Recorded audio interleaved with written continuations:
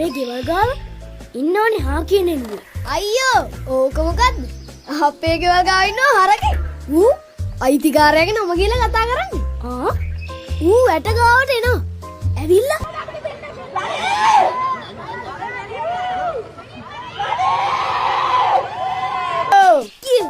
එතකොට අයිතිකාරයා එනවා.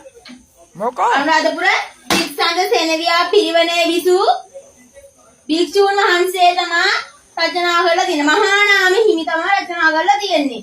මේ මගේ අකා උසන්නතෝ ඵලයන් ගෑණියේ අන්ද බුදුන් වහන්සේගේ ලංකාගමනයේ ඉඳලා මහසෙන රාජ්‍ය සමය අවසානයේ තෙන් තොරතුරු මහා වංශයට ඇතුළත් වෙනවා. ඇයි අහලා නැද්ද? බුරණ බල්ලෝ හපා නොකයි කියන කතාව.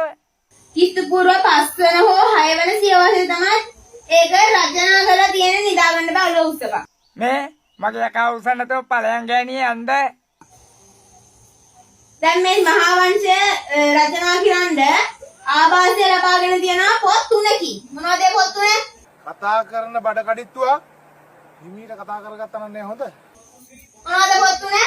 සීහලට කතා මහා වංශයයි, උත්තර විහාරට කතා මහා වංශයයි, විනය අට කතයි. මේ ගෑණියේ බොයේ බලු කතාව නතර කරගනි. ඊට පස්සේ මේකේ අර්ථ විවරණය සඳහා ටීකාවක් සම්පාදනය කරලා කියන එකට හඳුන්වන්නේ වංශත්ප්පකාසිනී කියලා. නේ තෝමේ පෙතවලට පෙතිගාලා ඉන්න පත් පලයන්ද අය කියනවා මහා වංශ